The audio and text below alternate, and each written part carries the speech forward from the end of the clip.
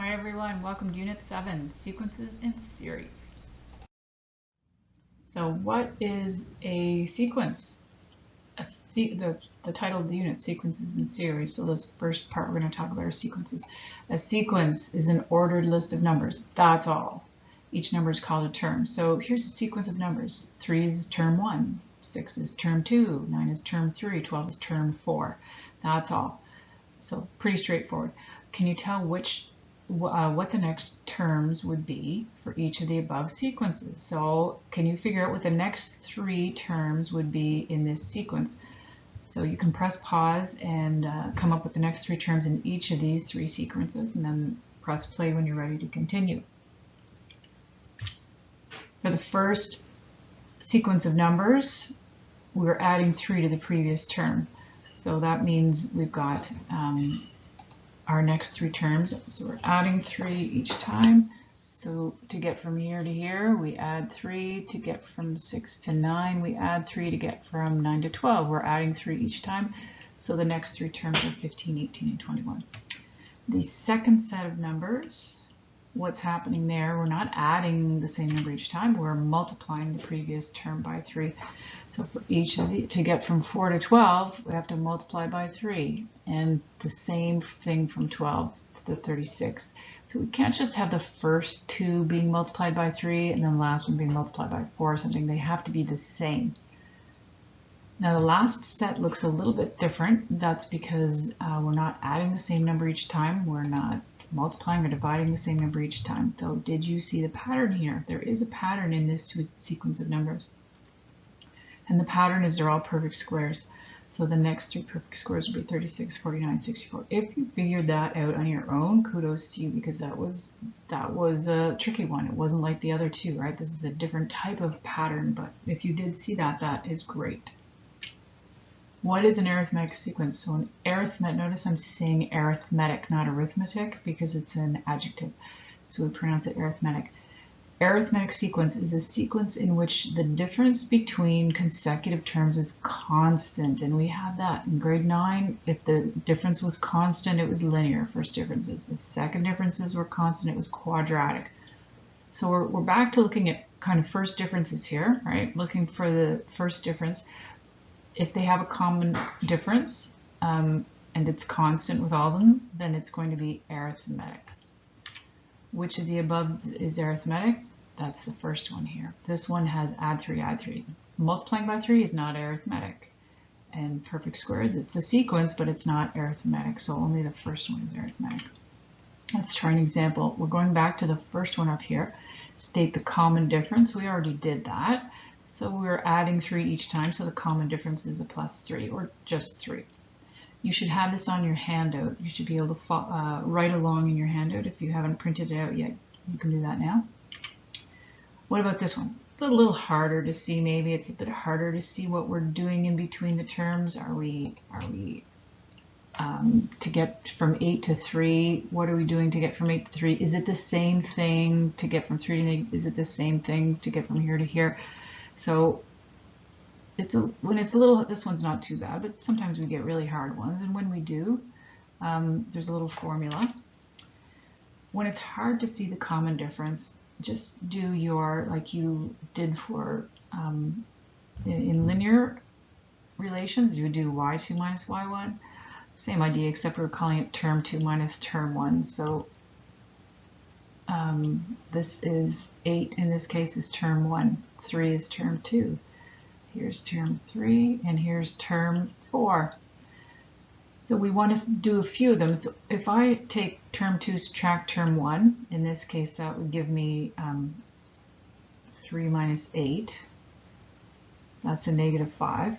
I need to check and make sure that's the same. I need to try another pair and make sure. Now I don't have the 6th and 7th term, but the idea is the same. You can do term 4, term minus term 3. So you do it a few times, and you see the common difference is negative 5 for all of them. Example 2, find the T25. Find the term 25, 25th term without figuring out all 25 terms individually. So we are not going to create a big list here, and if you have a test and it asks you for the 25th term and all you do is write out all 25 terms, you're not going to get any marks for that. So first of all, what is D? So remember how to figure out D? We subtract consecutive terms. So term 2 subtract term 1. In this case would be negative 10 subtract negative 17. That's going to be a negative 7.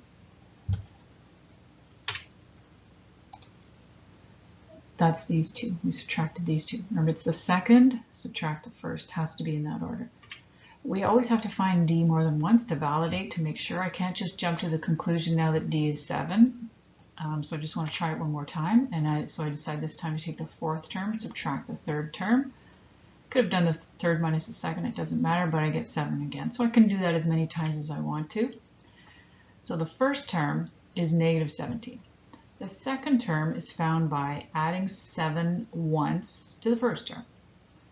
The third term is found by adding 7 twice. So to get what that means is, if I just want to talk about the starting number here, the original number, the first number, negative 17. If I add 7 to that once, and this is pretty obvious, but I'm going somewhere with this, so bear with me.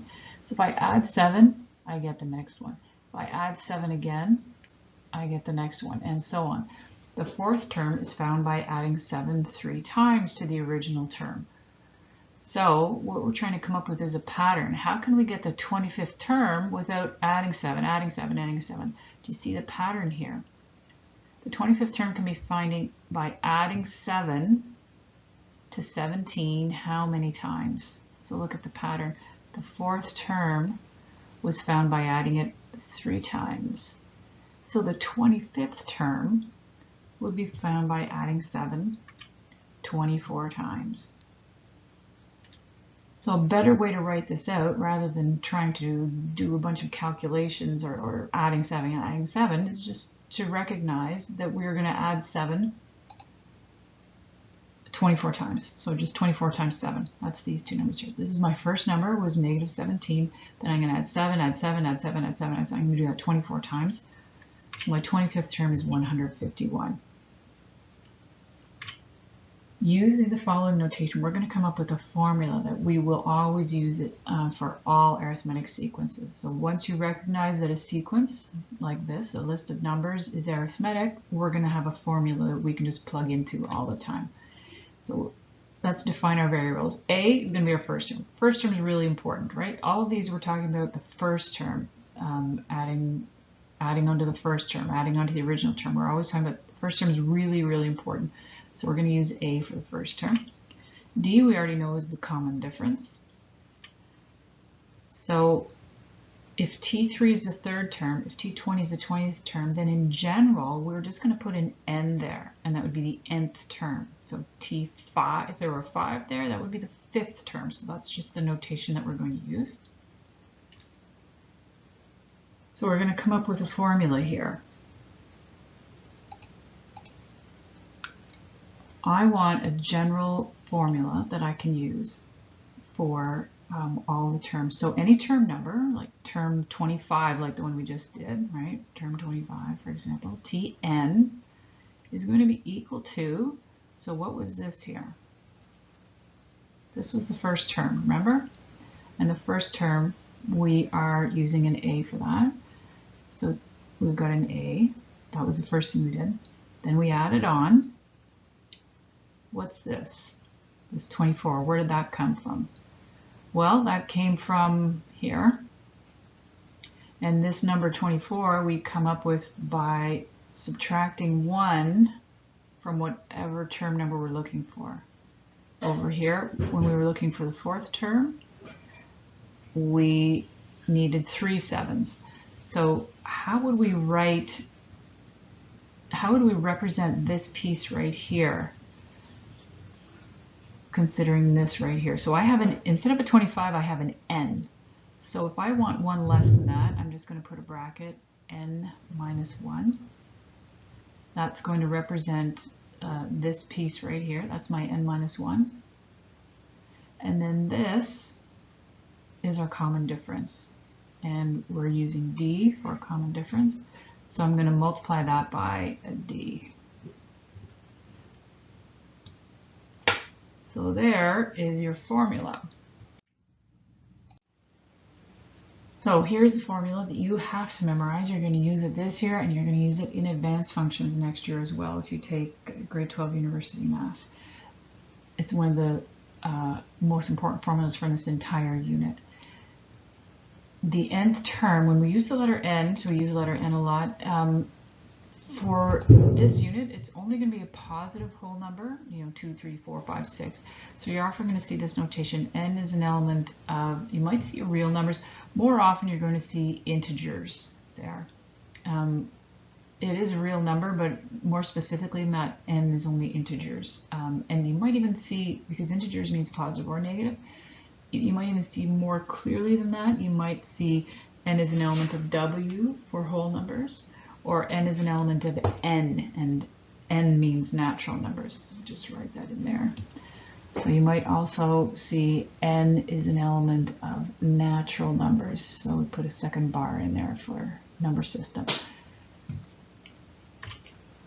Arithmetic sequences have linear relationships. We talked about that earlier. And sometimes the textbook will ask you about linear growth. That's the same thing as finding a common difference, or additive growth. So those are just that's just terminology. Example 3. Determine the general term for the arithmetic sequence in which T5 is 55 and consecutive terms increase by 11. Okay. The general term is the formula that's at the top of this page here. That's the general term formula. So we want to come up with a formula for this specific situation here.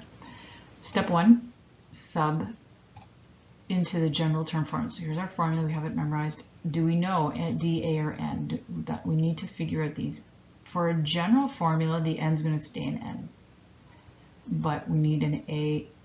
Sorry, T at N is going to say T at N, but we need A, N, or D. So let's see what we've got here. We know for this example, N is 5, because this little subscript number here, this little 5, this little index that's a 5, that is where we would normally have an N. So that's how I know N is 5. D is 11, because the question tells me the terms increase by 11, so D is going to be 11. I put that information in there, it's in red. Step 2 is we're just going to clean it up a bit. Solve. We get T5 equals A plus 4 times 11, so A plus 44. So here we have two unknowns, so we're stuck. I don't know what T5 is, I don't know what A is, so I'm not going to be able to come up with a general term until I find A. I have to know what A is. A is really important. It's the first term. I need that. So we've got two unknowns and one equation here. We can't solve that. So there must be more information that we can sub in. Otherwise, I'm stuck. So there is something else in the question we haven't used. And that is this piece, that T5 is 55 right here. So this T5, I'm just going to replace that whole thing right there. I'm going to put a 55 right in that spot. Because T5 is equal to 55, now I can calculate A. A is 11. And the question asks us for a general term.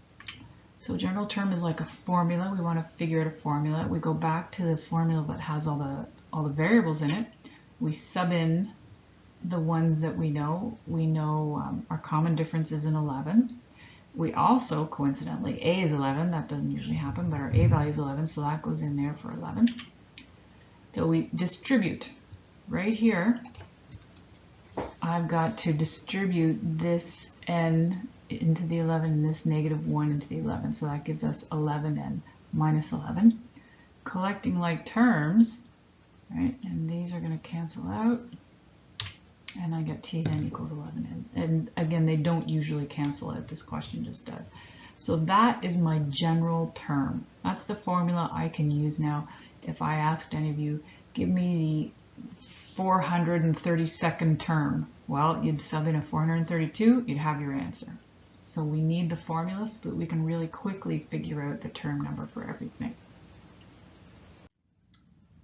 Example 4.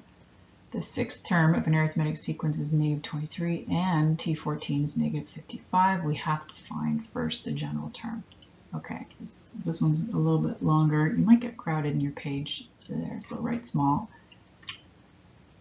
So we start with formula. What do we know? For the general term formula, we need to know A and D, that's all. Because the N is going to stay in N, we're going to sub in for that. Again, remember what I just told you. If I asked you for the 432nd term, that I would be giving you N. I'd be telling you that. You don't need to know that. We need to know the other parts to sub into. So out of those things, what do we know? We know that T at 6 is 23. That was given to us in the question. Right? The sixth term is negative 23, so we know that. We also know T14 is negative 55. That doesn't give me A or D, and I have to know A and D. This doesn't give me either of those. When we have two terms, though, we can find D kind of easily. I'm just going to kind of go through the theory for you here. If I take the sixth term and I add on a D, I'm going to get the seventh term for any sequence, any arithmetic sequence, not necessarily this one, any of them, right? If I took the sixth term, I added on the common difference, then I added it on again, I'd be at the eighth term. If I took the sixth term, added on the common difference 3 times, I'd be at the ninth term. So maybe you see where I'm going with this. How many times do we need to add D onto term 6 to get to term 14? So term 6 plus D plus D plus D, how many of them do we need to get this to be term 14? 8 times, 14 minus 6. So that means term 6 plus 8 D's, common difference 8 times, is going to give us the 14th term. This is important because now I can use these two pieces of information from the question. Term 6, I replaced that with a negative 23. These two are the same. Term 14 was negative 55. So now I can find D by isolating. So even though I wasn't given D or A, I can figure it out pretty easily. So normally you wouldn't write any of this here. This is just my explanation. You would kind of jump right to this line right here. Okay, so your common difference is a negative 4. So we'll go back up to our general term formula. Now we know D, so we can put negative 4 in there for D. All right, what's next? We still need A. Let's distribute that 4. I'm going to distribute, it's kind of backwards the way these are, right? You're going to distribute this way. That gives us negative 4n plus 4. Well, we still have a bunch of unknowns there. So with these, because we have so many unknowns, we're going to go back and use one of the pieces from the question here. Because we have too many unknowns, so we have to sub in again. I'm subbing in T6, and I know in that case n must be 6, right? Because I'm using T6. The 6 is the little subscript there, that's the n. So I can put that in for n. So there's 2 n's here. There's an n there and an n there, so I can sub that in there and there. I also know that term 6 is negative 23, so I can swap those two out there. And now A is negative 3. So we go back to our formula up here. When we're ready to state the final formula, n stays n. Okay, we don't change it. A and D have to be replaced with numbers, but n stays n in the general term formula. We expand, right, distribute that negative 4 back, collect like terms, and there's our general term formula. T at n equals 1 minus 4n. So now that I have that formula, I can go up to part B here and find the 50th term. I've done all the hard work already, so this is already done. So up goes the formula. I'm looking for the 50th term. Sub in a 50 everywhere I had an n.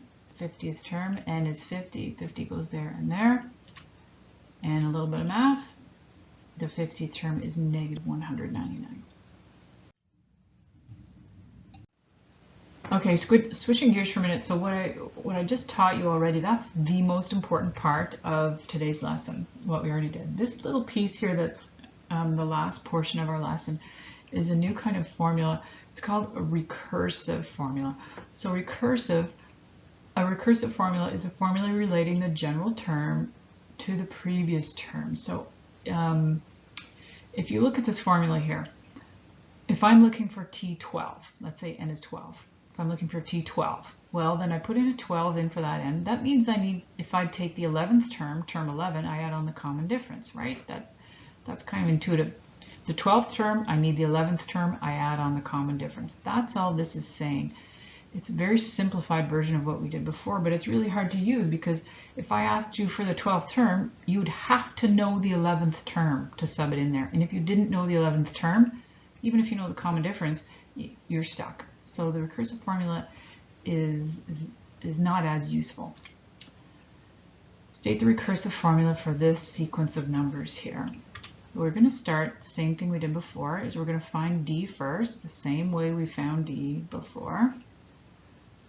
Take term 2 minus term 1, we get a -4, but we want to make sure that we're right, so we're going to take another pair of numbers, do it again.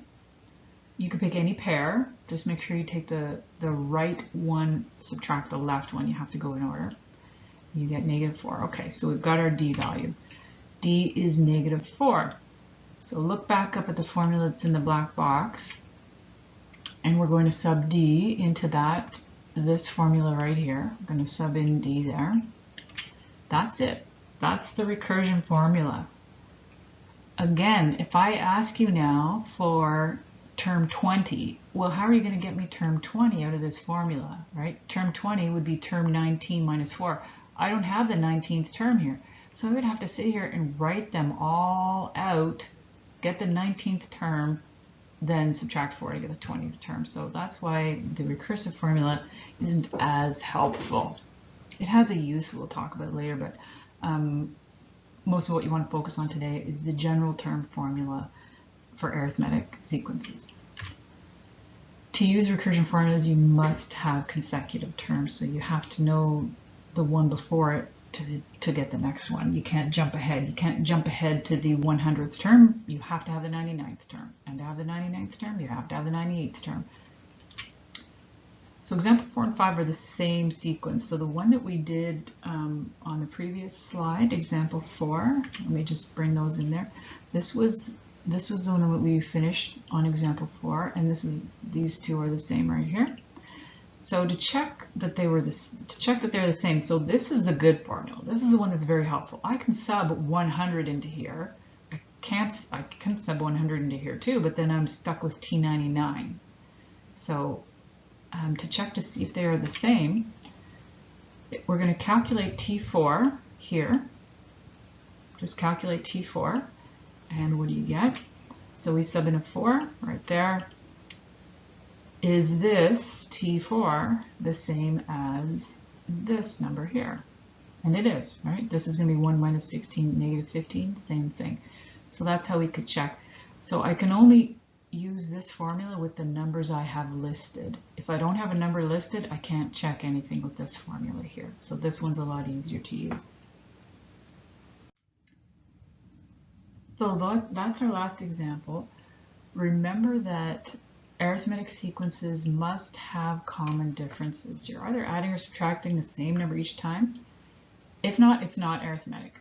And there's lots of other different kinds of sequences and series that we're going to talk about. We even talked about it the very first thing we did today. We did one where we were multiplying by 3, and we did one with perfect squares. But today, arithmetic only.